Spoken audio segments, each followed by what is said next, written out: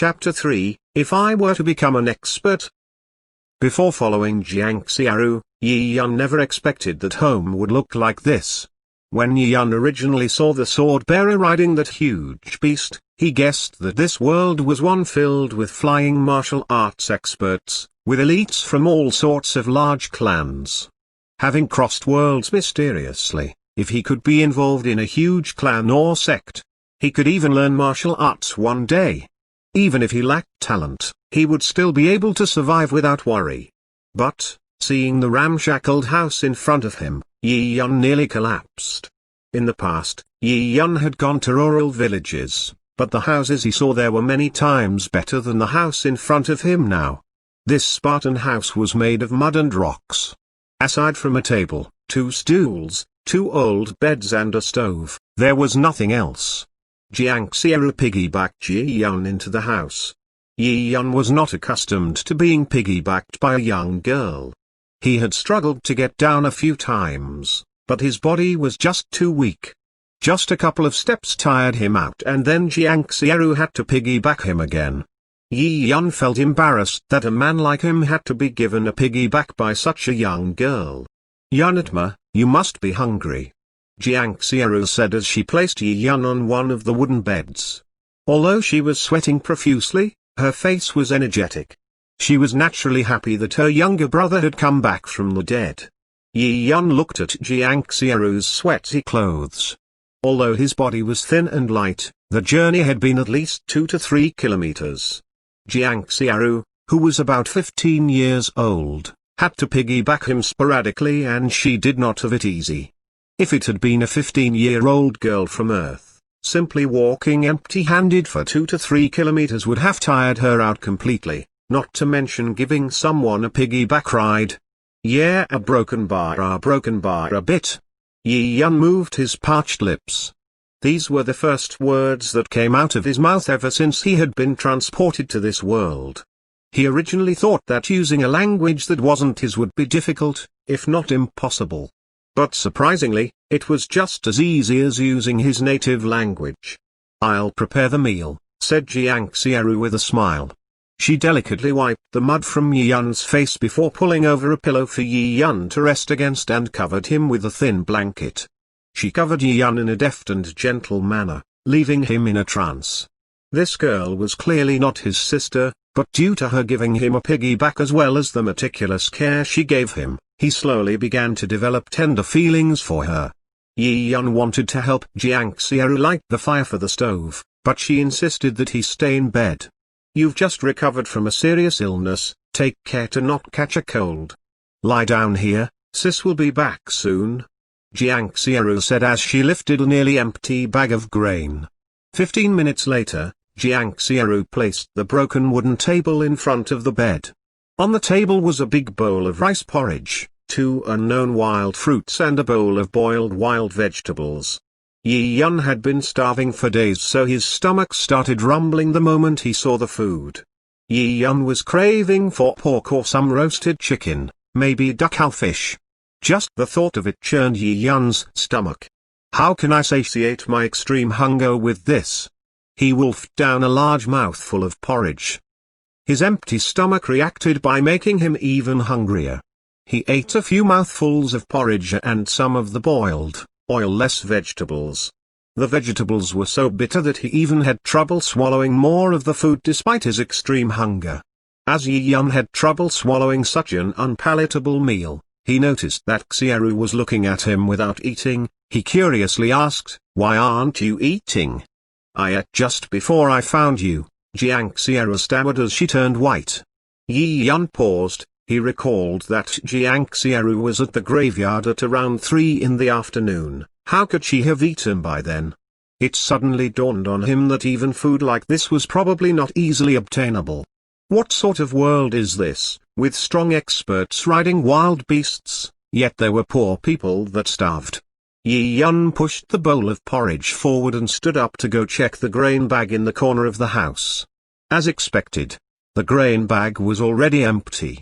Yi Yun realized that the porridge Xiaoru usually prepared was even smaller in quantity. Because of his resurrection, Xiaoru had purposely cooked more porridge for a weakened him to nurse him up. "I'm full.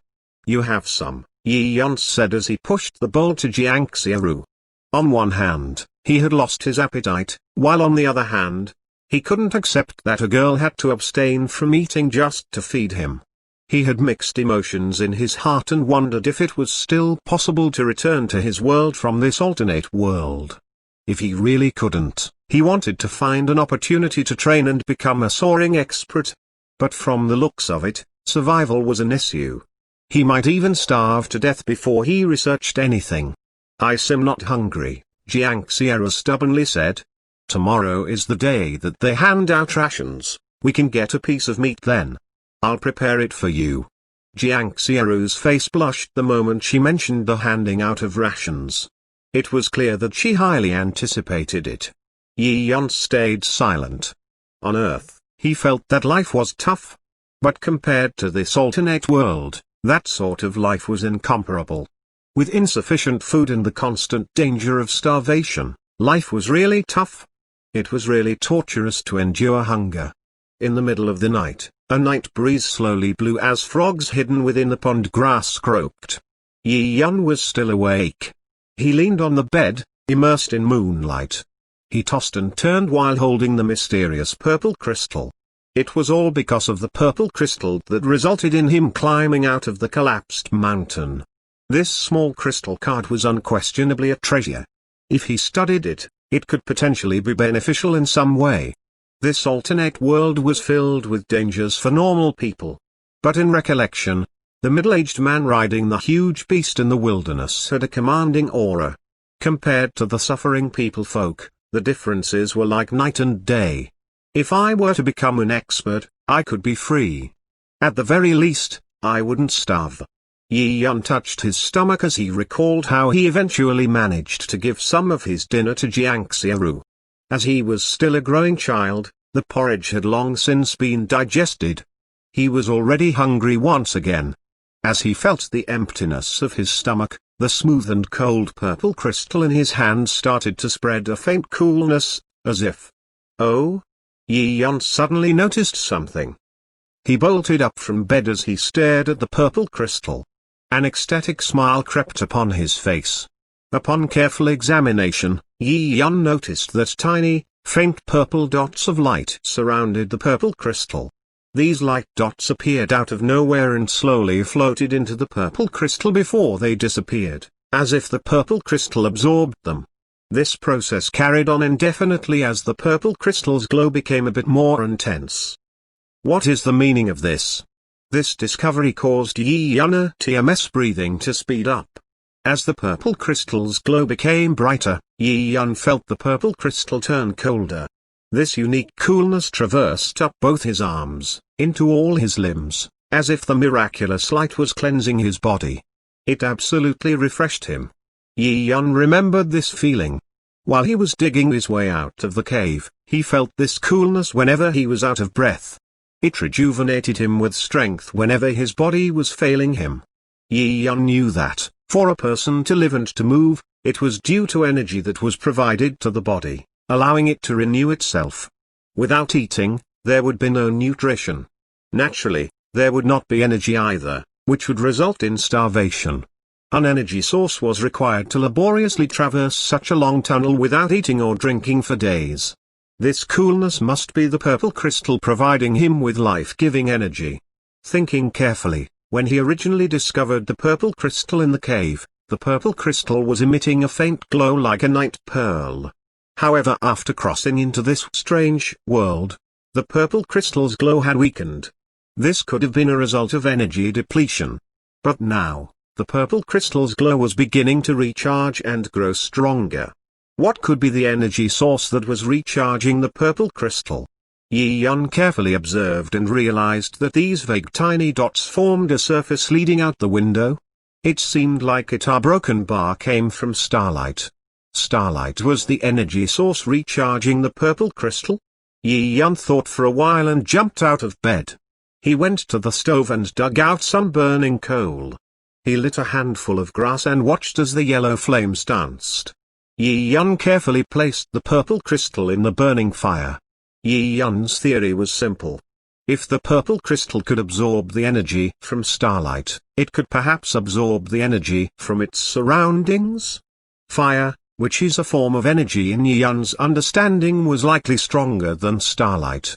If the purple crystal absorbed the energy in the flames, it could be faster. Yi Yun did not once consider the possibility that the flames could destroy the purple crystal. But, no matter how much Yi Yun burned the purple crystal showed no change, nor could he feel the purple crystal gain any heat. The purple crystal was like a block of ice which couldn't melt. It was cold to the touch even after the coal fire died down. Yi Yun shook his head as he abandoned the experiment. He decided to venture outside the house. The starlight outside would be denser and could provide the purple crystal with more energy. If the purple crystal was filled to the brim with energy, what sort of changes could it bring? Yi Yun eagerly anticipated the thought. Yi Yun opened the house door and the courtyard door before carefully closing them behind him. He was afraid to wake the sister up in the adjacent room. But when Yi Yun walked into the courtyard, he was slightly startled. He saw a girl in blue, sitting under a tree not far from him. She was carefully polishing an arrowhead. The cold arrowhead reflected the chilly moonlight onto the girl's delicate face, as if veiling her in a layer of silver yarn. By the girl at EMS side flew dozens of fireflies, as if they were surrounding a goddess. Jiangxieru? Yi Yun saw a shiny stack of arrows by Jiangxieru's side. Each arrow was well manufactured with a sharp arrowhead. This is. Although Yi Yun didn't know anything about weapons, he could appreciate the elegance of these arrows. Yunitma, why did you get up? It's very moist at night and your body just recovered. Go back to bed quickly. Jiangxieru immediately stood up with the intention of sending Yi Yun back into the house. Sis, why are there so many arrows?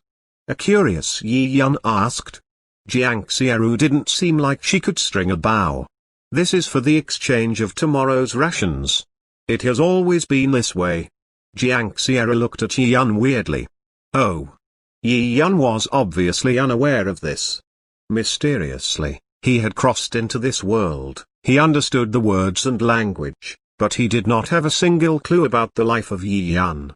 All of his memories were his own. It resembled people who suffered amnesia after a head injury. Although an amnesiac would lose his memory about events, he would not lose his language skills. Yi Yun had long thought of a perfect excuse, explaining, Sis, I died once, so there are some things I can't remember. You can't remember? A startled Jiangxieru asked. Yi Yun had fallen down from a mountain wall while picking herbs and broke his bones. He had then laid bedridden for a while before he succumbed to his injuries. He might have hurt his head back then. Thinking of that, Jiangxieru's heart ached and worried. Yunitma, you. I'm fine. Yi Yun quickly stopped Jiangxieru. He wanted to assuage her of her worries. Sis, tell me about this world, and about the middle-aged man who rode that huge beast. What's happening? There are so many things I do not remember.